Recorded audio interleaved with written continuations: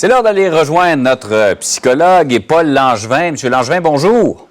Bonjour. Ce matin, le thème pour naviguer dans cette crise, c'est l'amour. On entend souvent dire l'amour est plus fort que tout. L'amour, j'ai souvent entendu la variante, l'amour est plus fort que la police. Vous n'avez pas idée à quel point j'ai reçu plusieurs messages dans les derniers jours, des gens qui me demandaient mon avis. Ils veulent aller voir leur conjoint qui réside dans une autre région contre les directives du gouvernement, évidemment. Ils disent, est-ce que je risque de me faire prendre? Est-ce que c'est correct de faire ça? Effectivement, on a parlé des jeunes également qui tentent de se voir. Pas évident de naviguer en amour dans une situation comme celle qu'on vit présentement.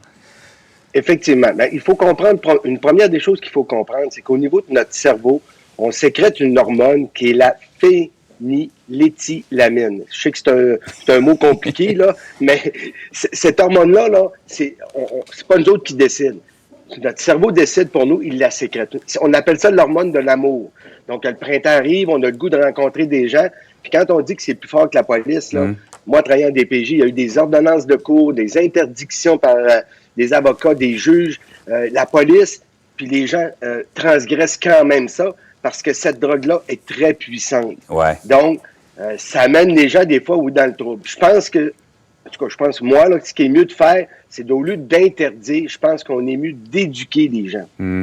Oui, c'est sûr que, parce que l'interdiction, il n'y a rien, des fois, des situations interdites, c'est tentant de transgresser les interdits, c'est encore plus tentant, même parfois, donc de convaincre les gens de ne pas le faire, mais c'est facile à dire, mais par exemple, je prenais l'exemple des conjoints qui ne vivent pas ensemble, là, c'est pas évident de dire, pendant quelques semaines, voire quelques mois, on ne se verra pas.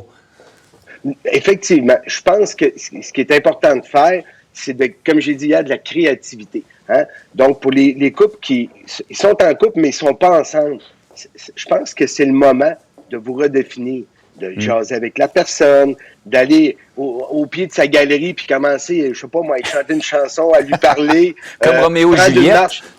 Comme Roméo et Juliette, de prendre une perche de 2 mètres là, avec un bois, quelqu'un tient à droite, l'autre tient à gauche, puis on marche avec ce bâton-là pour montrer au monde qu'on fait des choses différentes. Écrire des lettres d'amour. Les gens faisaient ça dans le temps, mais c'était encore bon. Puis il y a tous les moyens électroniques.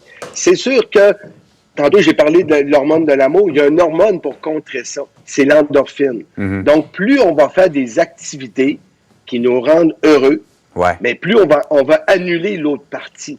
Parce que c'est vraiment important. Puis les adolescents aussi ont un problème avec ça. Ils étaient à l'école, il y avait des petites blondes, 16 ans et demi, 17 ans, 18. Et là, ça fait des semaines qu'ils ne l'ont pas vu.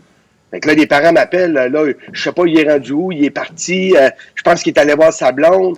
Bon, là, il faut contrer ça aussi. Fait que c'est pas évident, là. C'est ça. Et comme vous le disiez, l'interdit, c'est beau de l'interdire, mais des fois, on peut pas les retenir non plus. C'est pas évident pour bien des parents de naviguer à travers ça.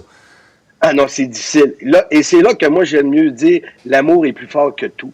Expliquez à vos enfants, ceux qu'on cherche à protéger, c'est ton grand-père, c'est ta grand-mère, c'est moi-même.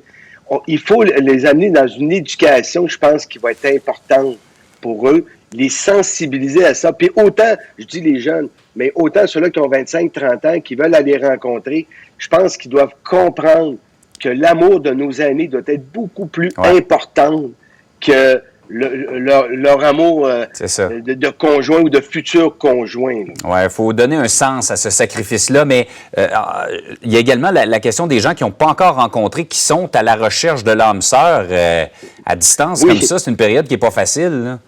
Non, mais en même temps, moi, je vois ça positivement, parce que souvent, on dit que les départs de relations, ça va trop vite. Donc, allez sur Internet quand même, faites les applications pour rencontrer, mais prenez votre temps.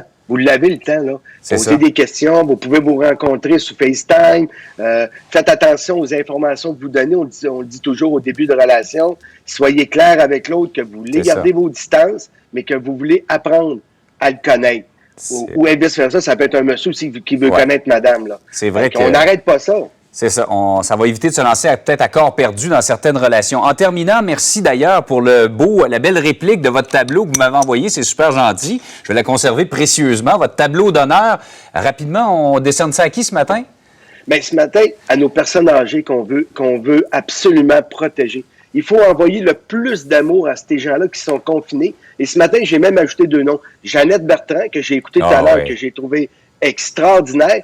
Et Doris Langevin, c'est ma mère qui est au Saguenay. Je voulais en profiter pour lui dire félicitations pour ton confinement et continue comme ça. C'est comme ça que tu vas protéger ta propre vie à toi aussi. Bon, ben je vais appuyer Cécile et Simon dans la région de Québec, mes parents qui vivent le confinement présentement.